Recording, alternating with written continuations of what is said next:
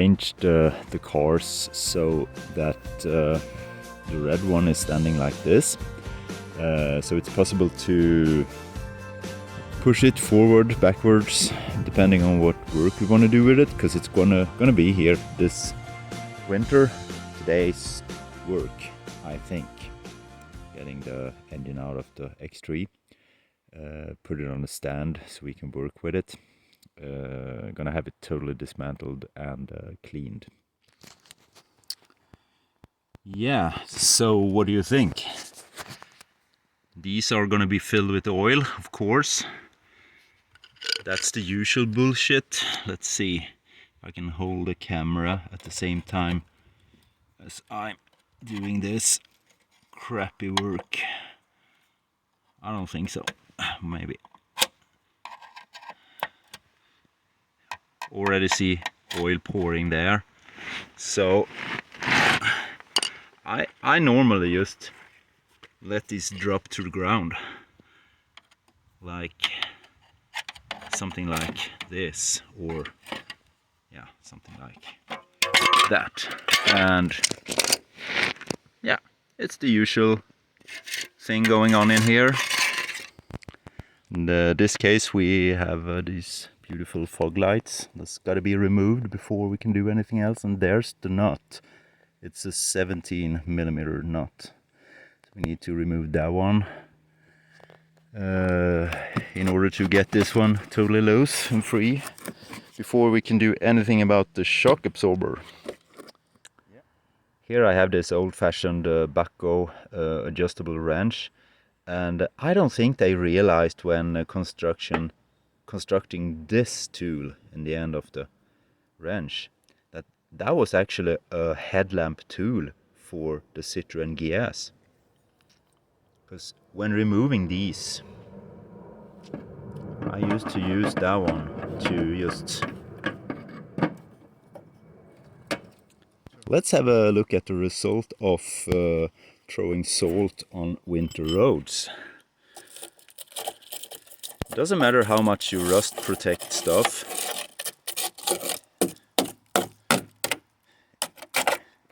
If you drive the car through battery acid half a year.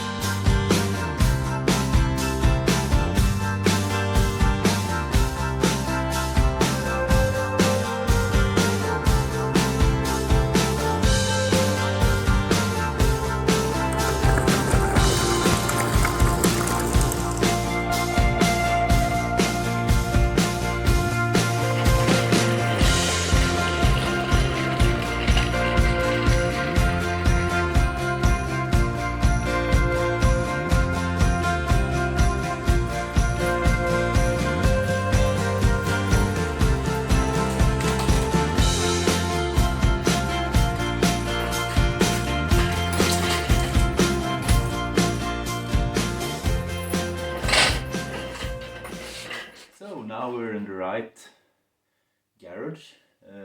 We have some better light in here and some better space, so we can start to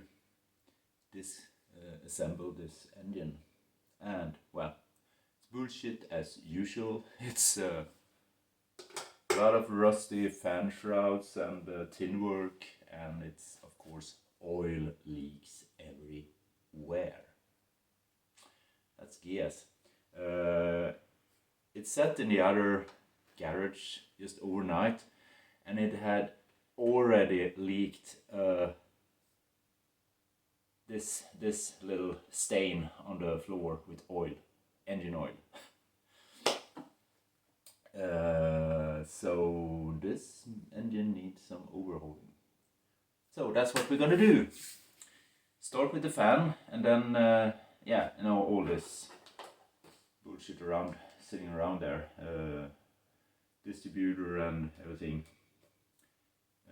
Yeah, these engine stands are pretty nice. They're pretty cheap, and you have to modify them to be able to put the GS engine on them, but they're pretty good. So I like them, and you can turn the whole assembly around. And that reminds me of another thing we can't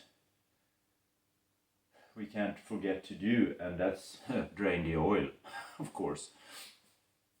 I have a pretty embarrassing story about this. I started to disassemble the GS engine like over 30 years ago, and I was so into it. Oh, I'm gonna take it apart, I'm gonna look at the pistons and everything. I totally forgot it was oil in the engine. Yeah, let's take it apart. I suppose this is considered being a major shit work. This is also always the case with Citroën GS. Years and years and years of oil leaks and road dust. And in this particular case, we had a severe leakage here. I think it was there.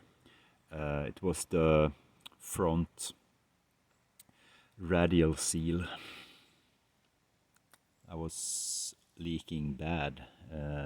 So it was pretty clean underneath here because it has been flushed with oil, but the rest, I had to dig out this surface here. I had to literally dig it out.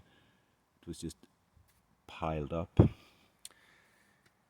But now it's clean enough to be put on the bench and splitted.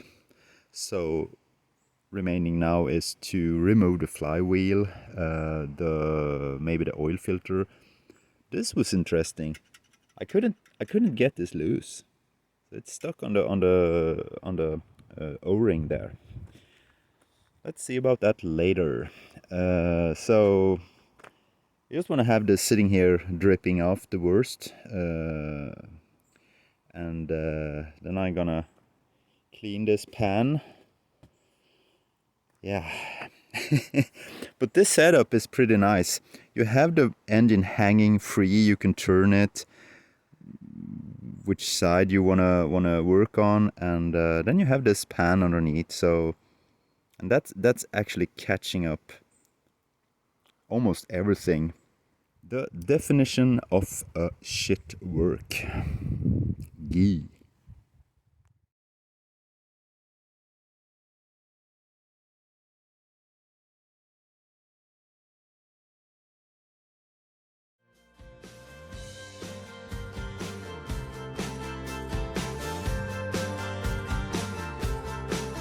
Det enda man hörde på den, det var när man stod bakom bussen.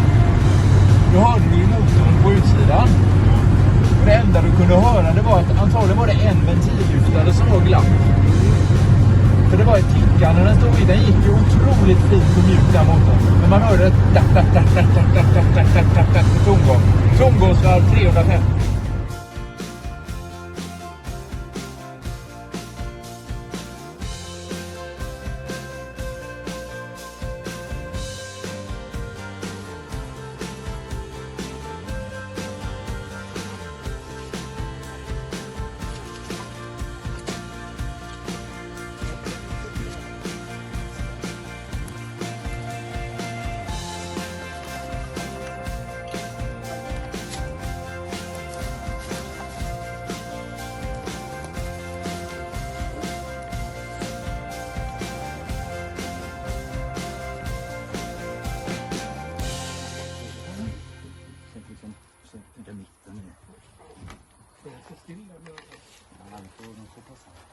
Ska vi upp med den? På pallen eller? Jag tänker pallen om det går. Men nu är det nästan bättre att ta i grenröret faktiskt. För du får ingen kraft där. Är du med? Ja, upp på pallen. Nej. Du kan släppa det för jag har den där. Ja. Då ska vi ändå ha bort den.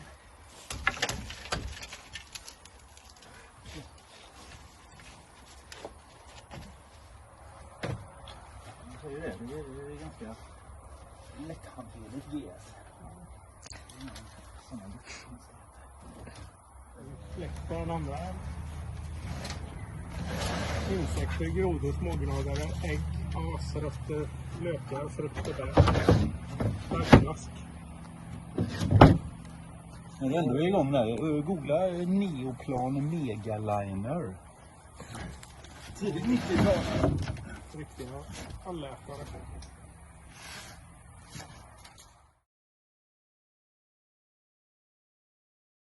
Det är jävla roligt.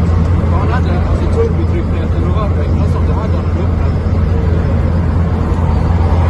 Vassverksluckan så var de mättarna. Men inte att de skulle synas eller så. Ingjort ut. Men det ska se ut som att det här har fabriken en gång i tiden tillverkat en sån här version. Är det inte den? Det ser jag då på den tiden. Jag minns ju att vi kom till Kullavik, hans brorsa.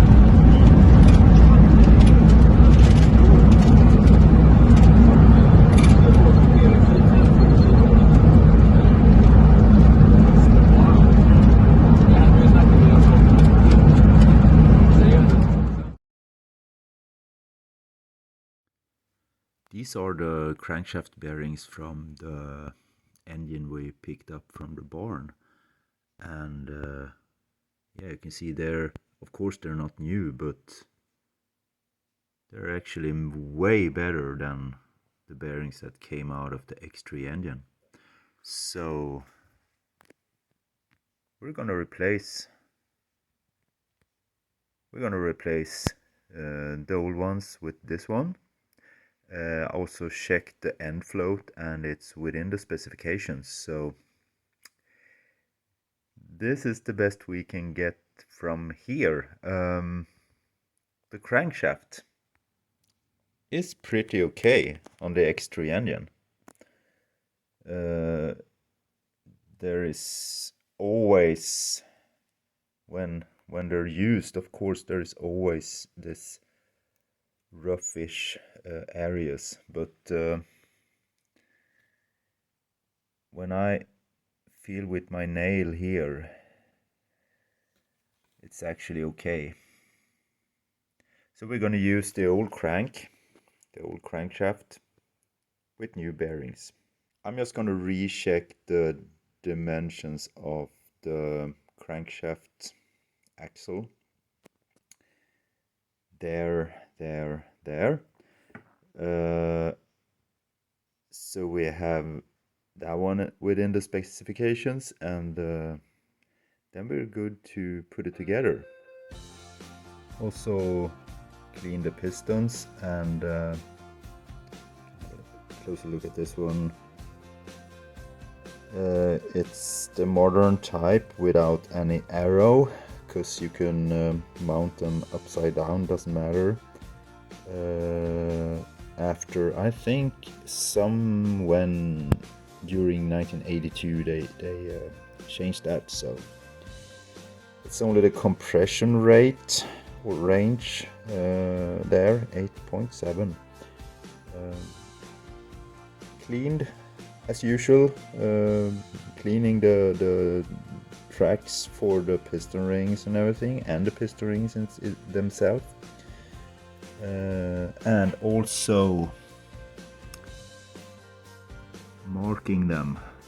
See, there is a number 4. This is the number 4 piston. It's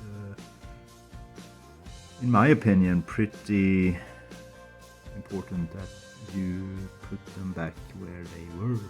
So cylinders, pistons marked or numbered. And the crankcase cleaned, looking pretty much nicer than before.